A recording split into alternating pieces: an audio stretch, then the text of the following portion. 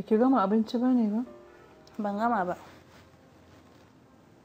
To ba ki ɗora da wuri ba ne koya? Ban ɗaura ba. Lafiya dai? Yanzu ma dole ce ta sani. Ƙawata ce ta buga min waya ta ce za ta zo. Shi yasa na shiga nake dafawa. Oho. Ba dan ba ma ni da mijinki ba za ki ɗora abincin saboda ƙawarki za ki ɗora? Ni ba don ko zan ɗaura ba. Kowa je yana so ya ci abinci, ya je ya ɗaura ya dafa min. Ban gane ba. Abin da nake nufi, ga kicin nan. In kin ji kina sha'awar wani abu, ki shiga ki je ki ɗaura. Amma wallahi idan ni kike jira in ɗaura miki abinci ki ci a nan, sai dai kowa ya mutu da yunwa.